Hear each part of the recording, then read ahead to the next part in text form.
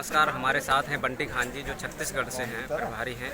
आज शैल्या जी के जन्मदिन पर उनको बधाई देने पहुंचे हैं। जानना चाहूँगा, नमस्कार जी खान जी, आज शैल्या जी के आवास पर आए हैं बधाई देने, क्या कहना चाहेंगे जी? कुछ नहीं, एक ऐसा शुभ अवसर है जिसमें हमारी नेता का आज जन्मदिन है जी। और चूँकि वो जन जन की नेता हैं और बेसिकली वो हरियाणा से हैं ज़रूर, पर अभी चूँकि इस वक्त छत्तीसगढ़ की प्रभारी हैं।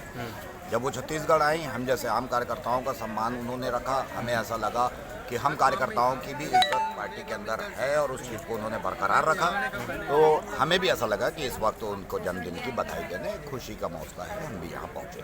बस छत्तीसगढ़ की राजनीति में बात करें, क्योंकि अभी चुनाव आ रहे हैं और माहौल बहुत गर्म है, तो कैसा लगता है कांग्रेस का कितना वहाँ पर प्रभाव है? जी, इस बार हमारा नारा 75 पार का है।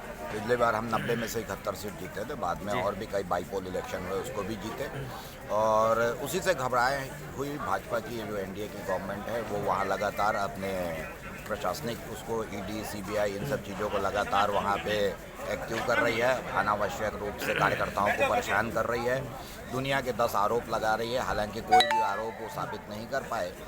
अभी इन्होंने चुनाव जीतने के लिए जो महिलाओं का जो रिजर्वेशन है वो लागू किया है, तो उसके बारे में क्या कहना चाहेंगे? लागू किसने किया?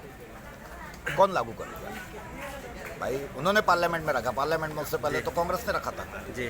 कांग्रेस ने रखा था, वही चीज़ को आज वो उठा करके फिर से रख रहे हैं। जब जब कांग्रेस बात करती है महिलाओं हक की, तब यही लोग विरोध करते थे। आज ये एक चोचला, एक ढोंग ढकोसला, सामने चुनाव है, 4 साल तक बैठे रहे, 4.5 साल बीत गया। आज महिलाओं का एक पक्ष स्पेशल सेशन बुला करके रख रहे हैं, तो ये नई कौन सी बात है? अगर आप बोल रहे हैं जैसे कि इन्होंने रखा, तो इन्होंने का मतलब तो मैं कांग्रेस मानता हूँ, यूपीए ने रखा था और अभी कहाँ किसी उस पर पहुँचे। वैसे अभी देखा जाए तो पहले भी रिजर्वेशन दिए गए थे, एससी को, पिछड़ा वर्ग को, ओबीसी समाज को, वो आज तक उस पर अमल नहीं किया गया। अमल वो उस तरह से उनको नौकरियां ही नहीं दी गई हैं, उस तरह से कार्य ही नहीं किया गया है, तो क्या वो कितना प्रभावशाली रहेगा? जो देखिए, इन सब की बुनियाद हमारा संविधान है जी।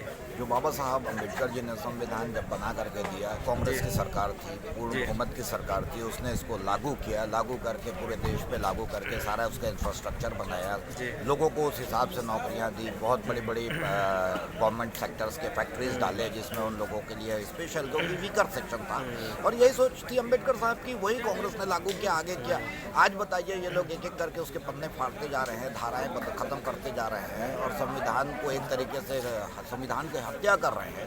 तो अब आप ऐसे में कैसे उम्मीद कर सकते हो कि नौकरी देंगे भी तो किस में देंगे? सारे जो सेक्टर थे, गवर्नमेंट सेक्टर, पब्लिक सेक्टर, वो तो लगातार बेचे जा रहे हैं और जब प्राइवेट हो जाएगी कोई फर्म तो उसमें ये सब चीज़ें लागू ही नहीं होगी। ये एक षड्यंत्र है, तो इसको जनता को समझना है। तो जब ये षड्यंत्र है, तो ये जो इतने रिजर्वेशन हैं और भी ला रहे हैं, तो वो कोई असरकार रहेंगे हमारा जी? वो असरकार रहेगा?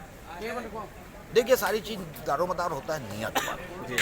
आपकी नियत साफ है तो आप लागू कर लेंगे। छोटी सरकार थोड़ी ना है, देश दुनिया का, भारत एक बहुत बड़ा, सबसे पुराना लोकतांत्रिक, सबसे बड़ा लोकतांत्रिक देश है। आप यहाँ लागू करने के लिए आपकी नियत है और अच्छी चीज़ें हैं तो कैसे नहीं लागू होगी?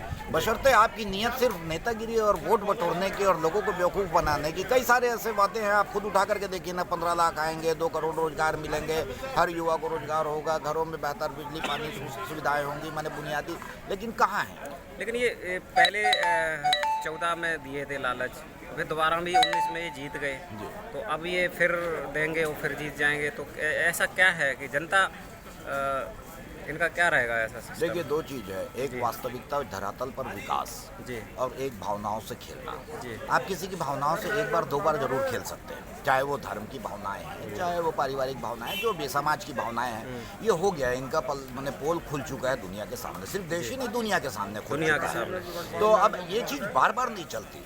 ये सब जो चीज़ें हैं ना, काट की हांडी बार बार नहीं चढ़ सकती। एक बार 2 बार इन लोगों ने किया, कभी पाकिस्तान के बहाने, कभी मंदिर मस्जिद के बहाने, लेकिन इन लोगों ने जो नुकसान किया ना, उसकी भरपाई करने के लिए देश में 2500 साल लग जाएंगे वापस दिलों को जोड़ने में। देशवासियों को क्या मैसेज देना चाहेंगे?